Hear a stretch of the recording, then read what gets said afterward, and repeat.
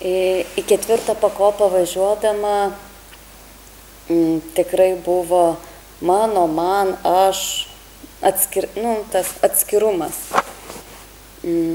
Tai dabar po jos man taip susidėlioja, kad viskas yra vienis ir taip aiškiai tas toks daugelį literatūro ir visur rašoma ir sakoma, tu esi kūrėjas, tu esi kūrėjas. Kad dabar labai tapo aišku, kad, kaip tai įsireiškia, kad tai įsireiškia ir emocijom, būsenom, mintim ir kad viskas pildosi iš tikrųjų. Tik tai, kai mes esam nesąmoningi, tai net neužfiksuojam, ką mes siunčiam į visatą ir paskui gavę žiūrim, kad kažkaip ne taip.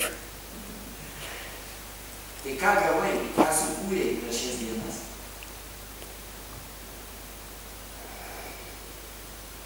Ramybė. Čia. Ir harmonija.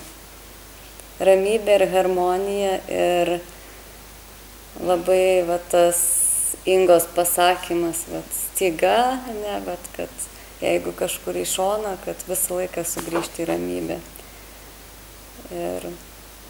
Ir taip sugrįžti. Taip. Tiesių kelią.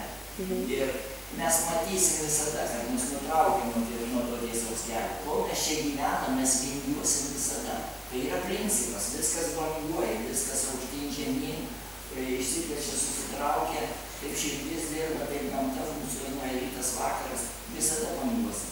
Bet jeigu tu turi centrą, jeigu tu jį atradai ir jau išjautai, tai iš bet kurios situacijos tu visada gali sugrįžti į centrą.